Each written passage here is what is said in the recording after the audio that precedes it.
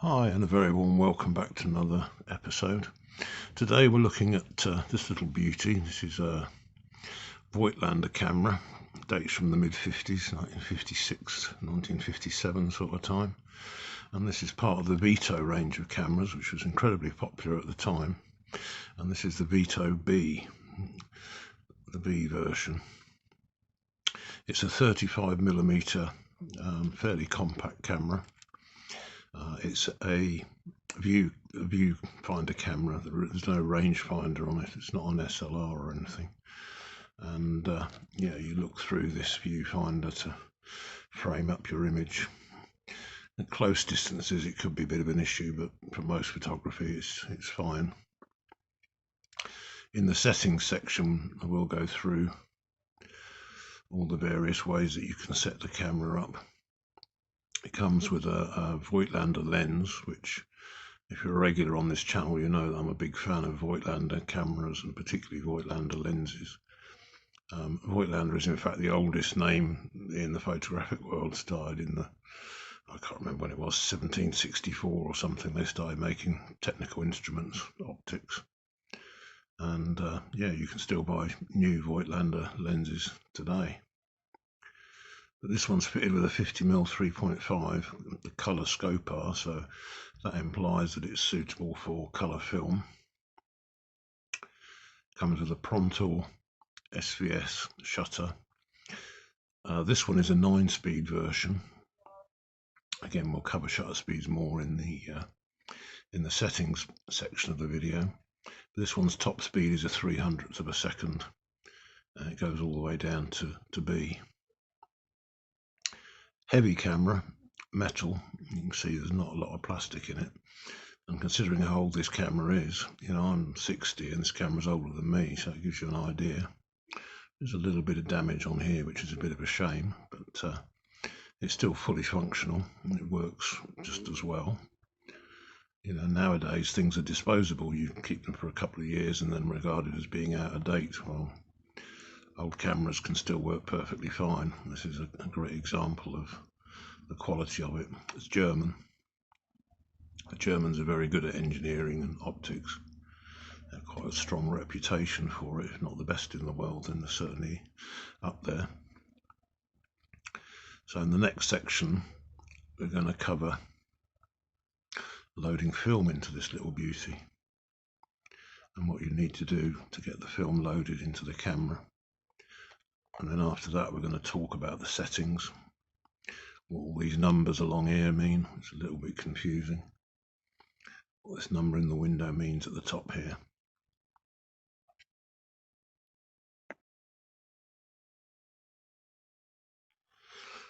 Okay, in this section we're going to talk about loading film into this camera. As I said in the intro, it does shoot normal everyday 35mm film, widely available, colour negative or black and white negative. There are some specialist films for positive transparencies for slides, but probably by far the most common film you're going to come across is colour negative film, followed with black and white film. This is one that I load myself. This is a reusable cassette, so I have a bulk loader and I normally load 12 or 24 exposures on for testing. This is just a sample film. As you can see, the leaders roughly cut. It's not ideal, but yeah, this film is been exposed. It's of no real use for anything apart from showing you how to load the camera. So if we look on the bottom here, you'll see that this is kind of split. There's a hinge across the bottom here, and you'll see this little catch over here. And if you use a nail, flip it up, then you can twist it like so, and then this bottom section will pop up. And when that happens, the back can then be opened. So there you can see the inside of the camera. So we've got the pressure plate. That's what keeps the film flat. It's important that the film is kept flat. So this is what's called a plane of focus here. So this is where the image will be appearing, and it will be exposed to the film by the shutter, which you can see in the lens there. This is what we call a leaf shutter camera. So the shutter is built into the lens, and it's a leaf shutter. All these leaves open and then close. Interesting fact about this camera is that advancing this lever doesn't appear to do anything. When you wind it on and there's no film in the camera, it won't really do anything. It will just wind.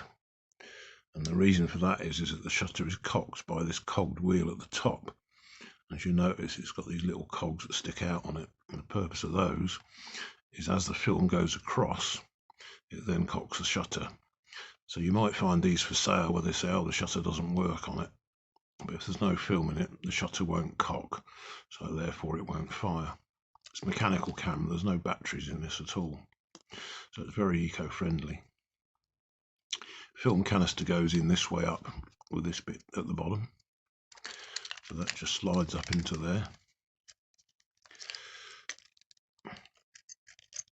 That should slide up all the way, and you want to make sure it's going to line up.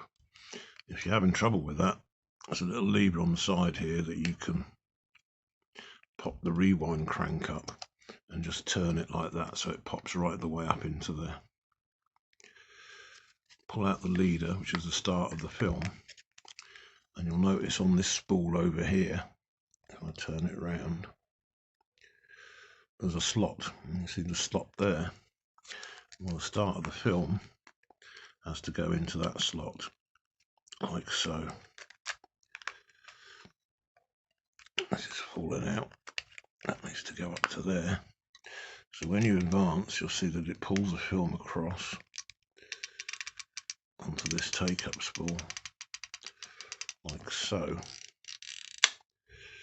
And you want the sprockets up here to line up with the corresponding slots on that wheel, like so. So as you can see, as the film moves through the camera, it moves that wheel, and that's what's going to cock the shutter for you. So once you're in that position, you can close the back up, push the back down, this bit comes up, it then twists and locks, so that's it quite secure and light tight in there now. And as you move this on, this lever here should move. So what I do is I take up the slack just by winding it in the direction of the arrow until it won't go any more. Don't force it, and you'll feel it just go tight and it won't move anymore. And then you can just push that back down. So you'll notice as I advance the film, you can see that that's turning, so that clearly indicates that the film is moving through the camera. So now it has cocked the shutter, so you can then take your picture by pushing down on the shutter release here. You'll notice it also is threaded for a cable release. This is the old style cable release. I do have one kicking about. I didn't get it out for this video, but they just screw into there, and it's when you use the camera on a tripod and you don't want to shake it if you're using a slow shutter speed. But the normal use, just push down. You can hear how quiet that is. It's a lovely sound. It's mechanical, clockwork. Very, very nice. Very, very quiet. So that's how you would load your film in. The last thing you have to do is a frame counter. You want to know how many pictures you've taken or how many you've got left. On the bottom here, you'll see a dial down at the bottom. As you turn it, these numbers up here change. So I know that this is a 24 exposure film. So if you're going to blooming well focus, it's 25, 26, on 24. So if I set that on 24, that's 21. 25, 24, there we go. So that shows that there's 24 pictures left. So when I advance the film, you'll see how it's moved to 23. And then when I take the next shot, I'll get ready for the next shot, it's 22. So that number there shows you how many exposures you've got left on this film. Most films are 36 or 24 nowadays. We used to have 12 in the old days, but I don't think they roll 12s anymore. So that is your frame counter on the top of there. Unusual placement. Normally it's on the top of the camera, but on this it's just there above the lens. So that's down to 20. So that's how you load the film and set the frame counter, so you know how many exposures you've got left.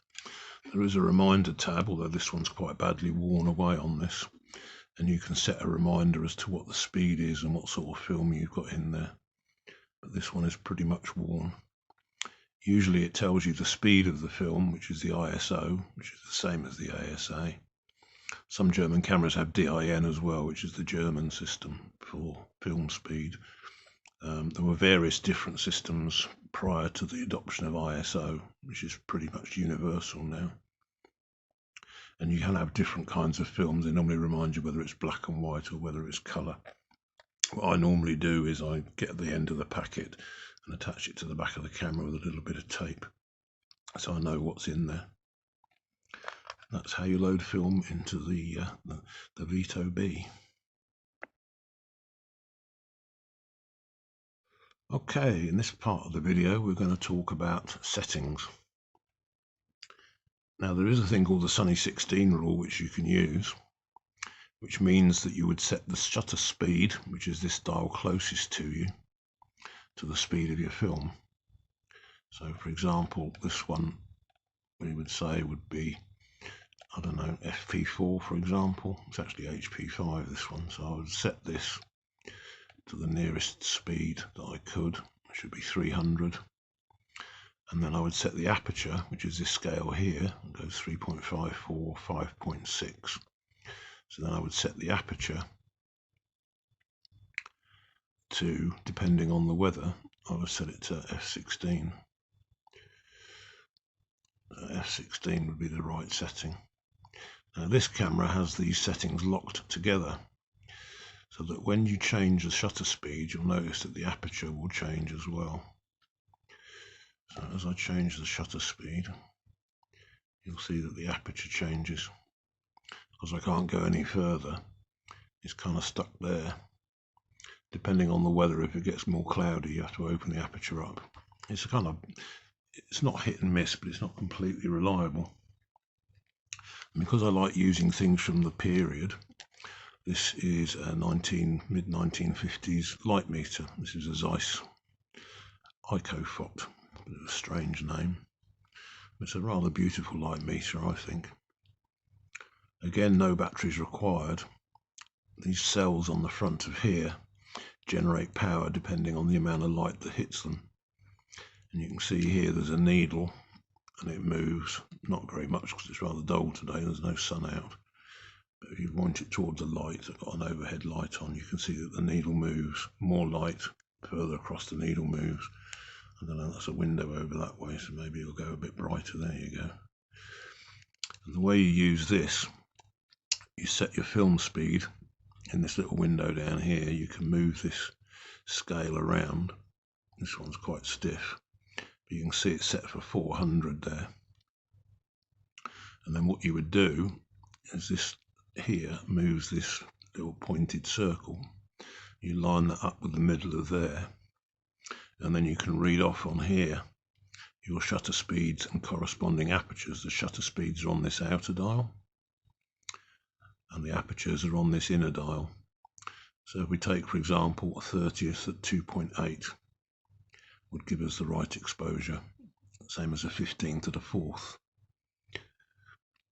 Because we've doubled the length of time the shutter is opened, we need to halve the amount of light coming through. So that's what f4 signifies, is that's half the amount of light that you would get at 2.8. This one also shows you what's called the EV value, which is this number at the top up here. So you can see it's about 8.5. So what you would do on this camera is, you see the red scale here, you want that scale to be at 8.5. So if you push these in, you can turn this round. It'll only go so far, so slow means you need a slower shutter speed. So around about there, although this does have a lock on it, so if we put it to there, so any of these that I choose now, you can see the aperture moving as well. There's not a lot of choice at this low light level. So I can have an 1/8 of a second at 5.6, a 15th of a second at f4, or a 30th at f3.5, and that's near enough the same. So you can read the EV value off without having to worry about shutter speeds and apertures. It's designed to make it a bit more easier to use. So it's quite useful to have a light meter. These are very, very cheap, maybe £10, and the camera's near enough the same, maybe a little bit more. So for under £25 or maybe $35, $40, you've got a complete outfit.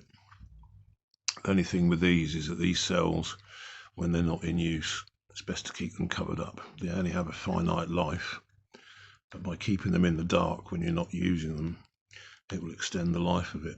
And you think this is, again, 60 plus years old, and it still works perfectly fine, and it is accurate. I have checked it with a modern camera. It comes with this handy little chain so you can hang it on a button or something, I suppose. That's the idea behind it. A bit like a wristwatch, pocket watch used to be. So that's how you'd set the camera up for what's called exposure. So it's speed, shutter speed, and aperture combinations.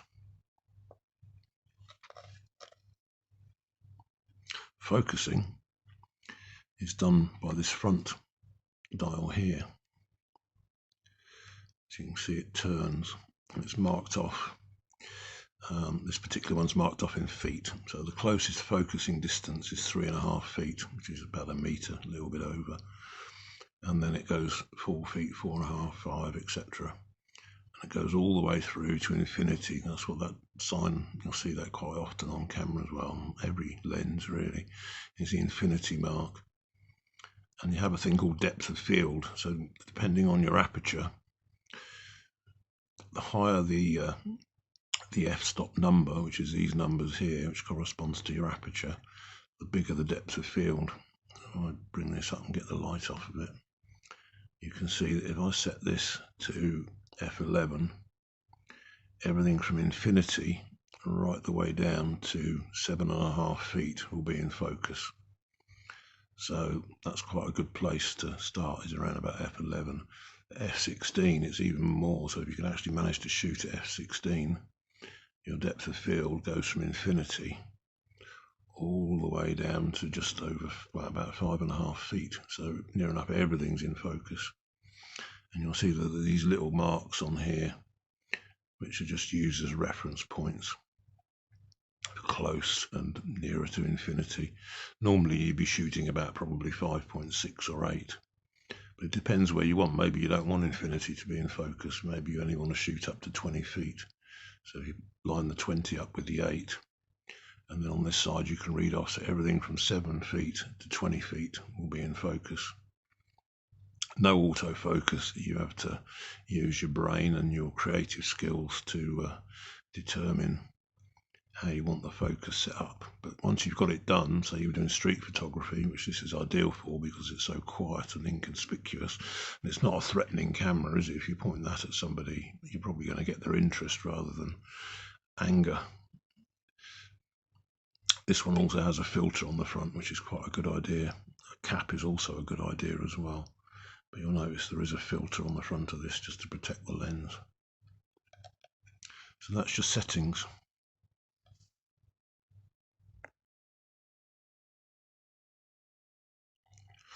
Okay, once you've shot your roll of film and your counter goes all the way down to having nothing left, you'll feel that this lever will go tight. It won't complete the whole journey around. It will stop at a certain point. And that's when you reach the end of the film. Don't force it, because there's a chance that you could pull the film out of the cassette, and then you're going to have to go into either a darkened room, a very dark room, or use a changing bag to get the film out, because you won't be able to rewind it back into the cassette. So when that happens, on this camera it's quite straightforward. You've got this little lever here again, which pops up the rewind crank. All you have to do is rewind the film just by turning it in the direction of the arrow. So what it's doing now is it's pulling the film back across, back into the light tight cassette. So you just keep turning this, and eventually you'll hear that the film will come off of this take up spool on this side.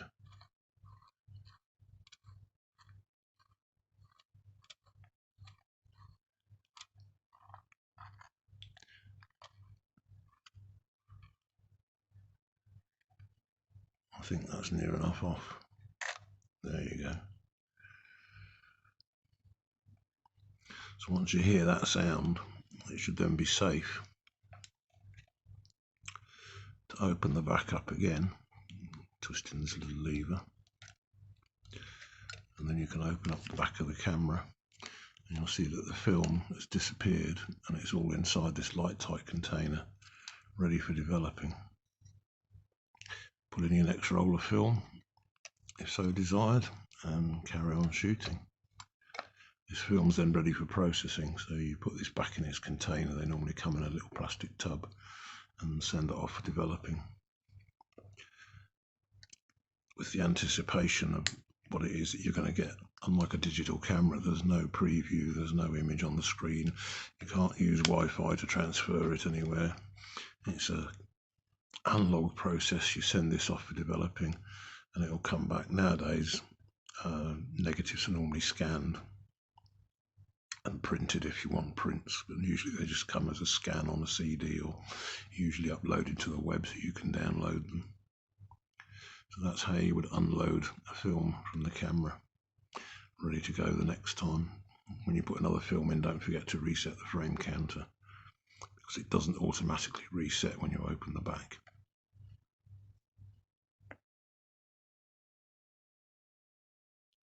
So to sum up, lovely little camera, quite heavy, quite chunky, very well built, durable, doesn't require any power, very eco-friendly, still works fine. You may find this one does suffer from a couple of issues. The slow shutter speeds can be inaccurate. They can normally take longer than indicated. This one is fine up until about a quarter, maybe half a second. Certainly 1 and B on this don't work. B is bulb mode, where it stays open. That can be an issue. On this side, there's this little lever that we haven't discussed yet, and this relates to flash. M is for bulbs, which nobody uses nowadays. But if you're going to use bulbs, if you can find them, the bulbs are going to be vintage as well, so I really wouldn't entertain using bulbs. If you want to have a go with them, a 30th of a second or slower, and flick this lever up into the M position like so. If you want to use electronic flash, set it to the X position, which on these are quite nicely coloured with the green, red and yellow. Flash has to be connected in through this PC socket down here, so it means using a cable with a flash. There is no hot shoe, there is only a cold shoe on here, and I wouldn't put a modern flash into this cold shoe because it is metal and it will short out the contacts on the bottom. So cable flashes only. And because it's a leaf shutter, it will synchronise at all shutter speeds. The 30th rule doesn't apply. You can even use flash at a 300th. So what we call fill-in flash, we use flash in daylight to light shadow conditions, portraits for example, where people have got their back to the sun. You can shoot at any shutter speed with this, which is quite handy. The V position is the self-timer. So you would cock the camera, set the self-timer, and it should count down. This one is very, very tired. As you can see, it's an open there, so it does get slower. And this one doesn't work completely. A CLA would sort that out, but I don't plan on using the self-timer with this camera, so I'm not really concerned about it. But it's one of the things to check if you come across one of these cameras, is maybe the self-timer isn't working, or it's very, very slow, and also the slow shutter speeds. The faster ones seem to be okay. It's usually the slow shutter speeds that give you the problems. Just check the condition of the lens. Lens should be clear front and back. If you see any sort of fault with the lens, it's usually fungus, which is like a little spidery thing that you'll see growing in there. They're best avoided. And you do get some issues with oil contamination of the lens causing haze. If the lens is nice and clear like this one, then you should be just fine. The same with the viewfinders. Anything where there's glass and that, there's a risk of getting fungus. Usually if the camera's been poorly stored in an attic or in a garage outside, if they've been in a household environment, they're normally pretty good. Nice to have a case. I do have a case for this one as well, which is protecting it. But yeah, it's a bit of a shame about that side. But yeah, highly recommended. Not a particularly expensive start to film photography. Probably this and the light meter was going to cost you less than the film and the development costs, to be honest. And these will always sell. The Vitos are incredibly popular. They're amongst the most popular of my videos, is the Vito videos. So yeah, highly recommended. Get out there, shoot some film, create some memories, and I look forward to seeing you in the next video. If you're interested in cameras and such like, please consider subscribing to the channel. I deal mainly with film cameras. There's about 190 videos now on different film cameras, SLRs, medium format, etc. So if you're interested in cameras, please consider subscribing to the channel. And if you've got comments or questions about this camera or anything else related to photography, please drop it down in the comments section. I do read and answer them all. And if you don't want to do that, you can always email me at thephotographersbag@gmail.com. Thank you very much for watching. If you've got this far, well done. And I hope to see you all in the next one. Take care. Bye.